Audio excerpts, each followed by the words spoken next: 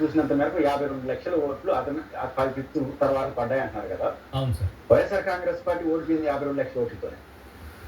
ఆంధ్రప్రదేశ్ లో 1,32 లక్షల ఓట్లు వైసీపీ పడితే 1,82 లక్షల ఓట్లు కూటమి పడ్డాయి. అవును. ఇప్పుడు అంటే ఒక అనుమానాలు ప్రజల్లో పెరగడానికి ఇట్లాంటి లెక్కలు కనపడుతున్నాయి. ఇప్పుడు ఏం చేయాలి ఎలక్షన్ కమిషన్? ప్రతి పాయింట్ కి ఆన్సర్ చేయాలి. ఒక చర్చ అక్కడక్కడ ఏమనిపిస్తుందంటే ఇంకా రోజుకు ఒకటి వస్తా ఉంటే మాకు చెప్పే పనేనా అని. మీకు అదే పని అంటున్నాను నేను.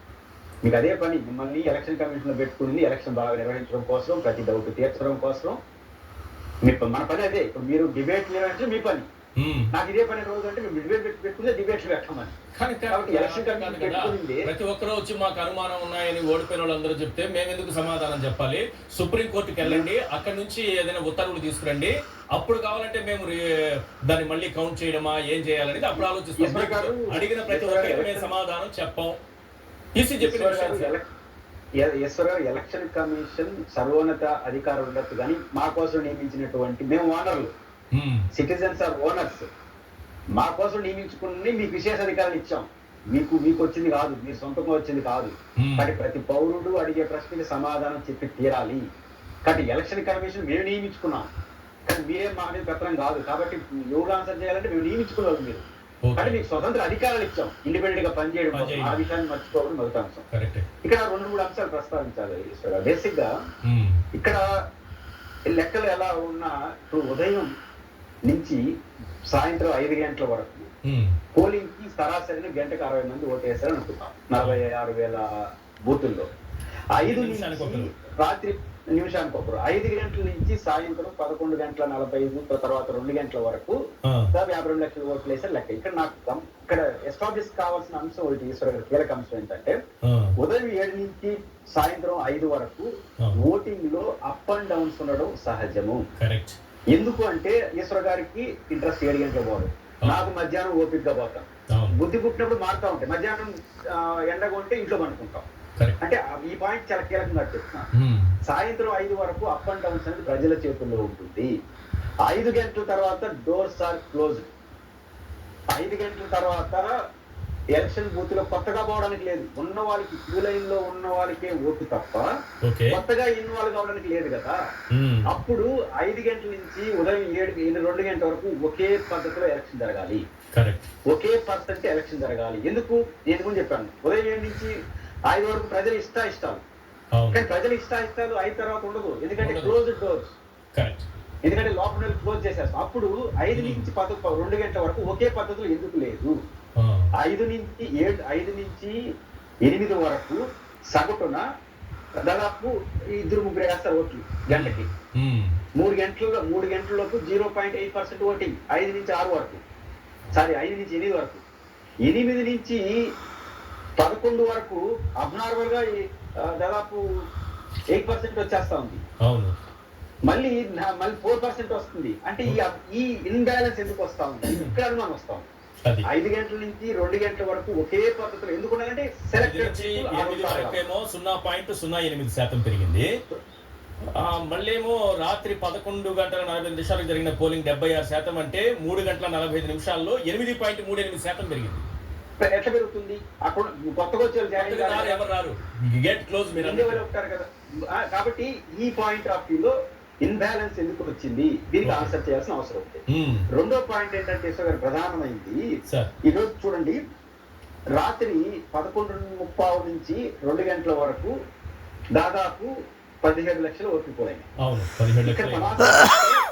గంటకి ఒక్కొక్క పోలింగ్ బూత్ లో సరాసరి 400 ఓట్లు పోలైనాయి. 3,500 పోలింగ్ బూతుల్లో 400 ఓట్లు సరాసరి పడ్డాయి. ఇప్పుడు కేవలం మిడ్ నైట్ 2 గంటలకి. ఇక్కడ సమస్య ఏంటంటే ఉదయం 7 గంటల నుంచి సాయంత్రం చివరి వరకు 17 గంటల సమయంలో ఈ పోలింగ్ బూత్ లో ఎన్ని ఓట్లు పడ్డాయి? ఒక పోలింగ్ బూత్ కు 1000 ఓట్లే ఉంటాయి దాదాపు అటు ఇటుగా. అంతే కదా. 1000 ఉంటే 2 గంటల్లో 400 ఓట్లు పోలవడం ఏంటి? లేదా 17 గంటల్లో ఎన్ని ఓట్లు పోలైనాయి అంటే 400 ఓట్లేనా? ఎట్లా సాధ్యం అవుతుంది? 17 గంటలు. ఇప్పుడు క్రియాశీలకంగా వైఎస్ఆర్ కాంగ్రెస్ పార్టీ మీద ప్రజాస్వామ్యాన్ని కాపాడుకోవడం కోసం ఒక బాధ్యత ఉందని నేను భావిస్తున్నాను. ఆ బాధ్యత ఏంటంటే ఈవీఎం ట్యాంపరింగ్ అవన్నీ మరి మాట్లాడుకుందాం. ఈ 3,500 పోలింగ్ బూత్లో మీ ఏజెంట్లతో సమావేశం అయ్యాలి. ఈ 3,500 పోలింగ్ బూతుల్లో ఇది జరిగిందా ఎలక్షన్ ఇట్ల మధ్య ఇట్లా అబ్నార్మల్ గా వస్తా ఉంటే అక్కడ ఏజెంట్ ఏం చేస్తున్నాడు? అసలు ఏజెంట్ 5 గంటలకే సంతకం పెట్టి వచ్చాడా? అంటే రావడం కాదు, పోలింగ్ ముగిచేసి ప్రకటించేసినారా? ఇప్పుడు ఒక బూత్ ఉంటుంది మా చంద్రగిరి నియోజకవర్గంలో చెర్లోపల్లి పోలింగ్ బూత్, మీకు కూడా తెలుసు. ఆ చెర్లోపల్లి బూత్ లో ఉన్నటువంటి 5 గంటల నుంచి మిడ్ నైట్ 2 గంటల వరకు జరిగిందా? ఎలక్షన్ కమిషన్ ప్రకటిస్తా ఉంది. ఇప్పుడు ఏదైతే 3,500 పోలింగ్ బూత్ లో మిడ్ నైట్ వరకు జరిగిందంటారు కదా, వాటిని కేస్ స్టడీ చేయాలి. కేస్ స్టడీ చేసి 400 ఓట్లు 600 ఓట్లు పోతే మిగతా 17 గంటలు ఏం చేస్తా ఉంది ఆ పోలింగ్ బూత్ లో ప్రజలు ఉన్నారా? ఈ 3,500 పోలింగ్ బూత్ ని YSR Congress party case study చేయాలి. ప్రభాకర్ గారు చేయలేదు, మనము చేయలేము.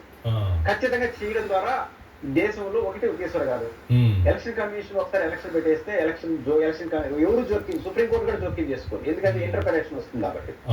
ఆ పేరుతో మీ బుద్ధి పుట్టినట్టు మీరు చేసుకుంటే ఆన్సర్ లేకపోతే డెమోక్రసీ ఏం కావాలి?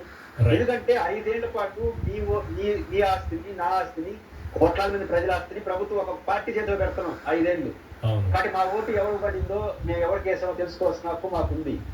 అట్లాంటి ఏమి తప్పకుండా ఇప్పుడు ఖచ్చితంగా ఈ విషయంలో ఎలక్షన్ కమిషన్ ఆన్సర్ చేయాలి. వైఎస్ఆర్ కాంగ్రెస్ పార్టీ కూడా ఈ కేస్ స్టడీ చేసి అవసరం సుప్రీంకోర్టు తలుపు కట్టాలి. ఖచ్చితంగా ఈ 5 ఏళ్ల కాలంలో తేల్చాలి. ఇట్లాంటి డౌట్లు వస్తే సుప్రీంకోర్టు జోక్యం చేసుకోవాల్సిందే. జోక్యం చేసుకోకపోతే డెమోక్రసీకి అర్థం ఉండదు. కాబట్టి ప్రభాకర్ గారు లేవనెత్తిన అంశాలకు ఎలక్షన్ కమిషన్ ఆన్సర్ చేయాలి. చేయకపోతే చూడండి, ఇప్పటివరకు చేయలేదు, 2-3 రోజులు అవుతుంది, కనీసం చేయలేదు. చేయకపోతే అర్థం ఏంటి? ఎట్లా అర్థం చేసుకోవాలి? కానీ ప్రభాకర్ గారు చెప్పింది నిజమని అర్థం చేసుకోవాల్సి వస్తుంది.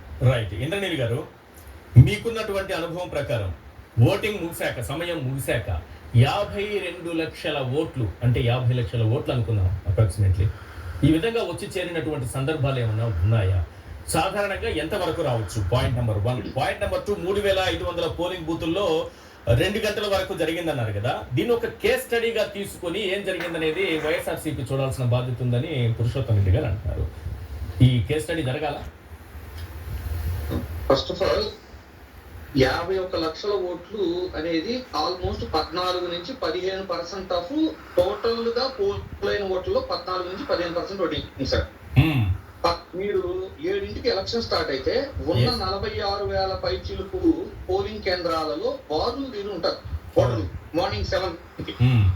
అలా రాష్ట్ర వ్యాప్తంగా బారులు తీరి ఓట్లు వేస్తే మొదటి 2 గంటల్లో వచ్చే ఓటింగ్ ఎంత ఉందో ఆల్మోస్ట్ అంత ఓటింగ్ నైట్ 8 తర్వాత పోల్ అయింది అనేది అసాధారణ రీతిలో జరిగింది.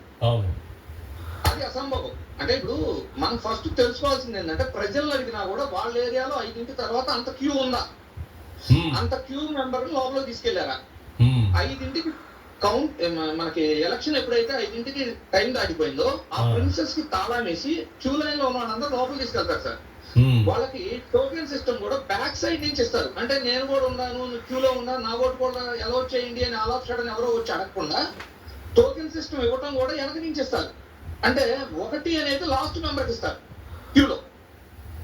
సో వన్స్ క్లోజ్ అయిపోయిన తర్వాత అసలు ఛాన్సే ఉండదు. రెండోది ఏంటి, ఇలా వీళ్ళకి టోకెన్ సిస్టమ్ ఇచ్చిన దాన్ని కూడా బుక్ మెయింటైన్ చేసి ఆ రికార్డ్స్ అన్ని కూడా సబ్మిట్ చేయాలి వాళ్ళు. తర్వాత ఏం జరిగింది చూడండి, ఓటింగ్ అసాధారణ రీతిలో జరిగింది కదా. గతంలో ఎప్పుడు కూడా భారతదేశంలో ఉన్న ఏ రాష్ట్రంలో తీసుకున్నా ఆఫ్టర్ 5 అనేది ఇప్పటి వరకు 2% నమోదైన చరిత్ర లేదు సార్. ఎన్ని ఎలక్షన్స్ అయినా తీసుకోండి, మాక్సిమం 1.2 లేదు 1.5 అనేది రేర్ కేసెస్ లో వస్తుంది. అది అర్బన్ ఏరియాస్ ఎక్కువ ఉంటాయి. అలాంటిది మన దగ్గర 12.54% అనేది అసాధారణ రీతిలో వచ్చిందని ఇప్పుడు ఏవైతే ఎలక్షన్ కమిషన్ డేటా ఉందో, అంటే సాయంత్రం 5ంటికి ఒకసారి, 8ంటికి ఒకసారి, 11:45 ఒకసారి, మళ్ళీ ఒక 4 రోజుల తర్వాత 17వ తారీఖు ఒకసారి అనౌన్స్ చేశారు. ఆ 17 అనౌన్స్ చేసిన తర్వాత కూడా మళ్ళీ మన ఏపీ ఎలక్షన్ కమిషన్ సపరేట్ గా అనౌన్స్ చేసింది 81.86 అని. అంటే నేషనల్ ఎలక్షన్ కమిషన్ అనౌన్స్ చేసిన దానికి పోస్టల్ బ్యాలెట్ యాడ్ చేసి ఒక నెంబర్ అనౌన్స్ చేసింది. ఈ రోజుకి ఎలక్షన్ కమిషన్ లో ఆ నెంబర్ ఎక్కడా లేదు. సో ఎన్ని అవకతవకలు. తర్వాత ఏంటి, మీరు ప్రథమంగా గుర్తుంచుకోవాల్సింది ఏంటంటే, వాళ్ళు నైట్ 11:45 టైంలో అనౌన్స్ చేసినప్పుడు ఇంకా 3,500 బూతుల్లో ఎలక్షన్ కొనసాగించబడుతుంది అన్నట్టు చెప్పారు. అవును. Night 11:45 sir. ఉమ్. 11:45కి 3,500 చెప్పారు చూసారా. ఇది ఎగ్జాక్ట్లీ మల్టిప్లికేషన్ ఆఫ్ 175 బూత్స్. ఎట్లా? 3,500 డివైడెడ్ బై 175 అంటే ప్రతి నియోజకవర్గంలో ఒక 20 బూతుల్లో రన్ చేస్తున్నారు. ఓహో, అది ఒక నియోజకవర్గానికి 20 ఉన్నాయా? అంతే కదా.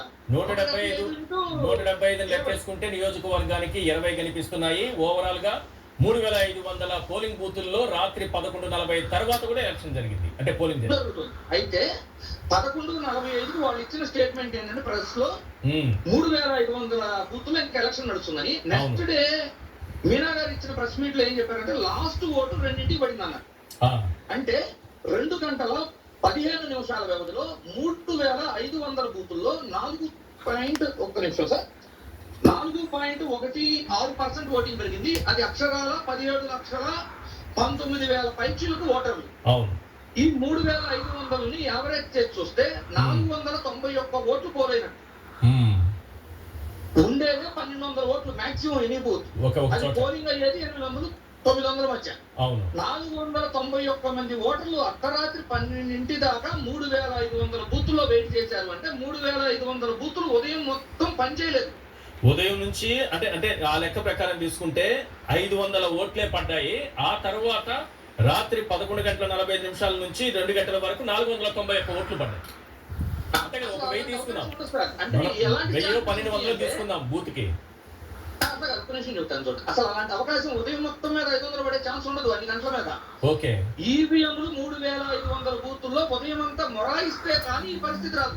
Okay, right, good. సో అలాంటి సినారియో మనం ఎక్కడ స్టేట్ లో అలా చూడలేదు. అంటే 3,500 బూతులు మొరాయించేసి రాత్రి 2 దాకా ఎలక్షన్ జరిగి అది కూడా అర్ధరాత్రి 12 నుంచి 2 లోపు ఆల్మోస్ట్ ఆ బూత్ లో ఉన్న ఓటర్లంతా ఆ టైంలో ఓటేయటం. అదే సమయంలో ఆ పర్టికులర్ టైం కి మనకి ఎన్ని బూతులు అనే డేటా ఉంది. అంతకు ముందు ఎన్ని బూతులు నడిచింది అనేది వాళ్ళు ఎక్కడ అనౌన్స్ చేయాలి. సో ఈ 11:45 to 2 o'clock మధ్య టైములు కానీ తీసుకొని మనం చూస్తే ఒక ఓటుకి పట్టిన సమయము 16 సెకండ్లు.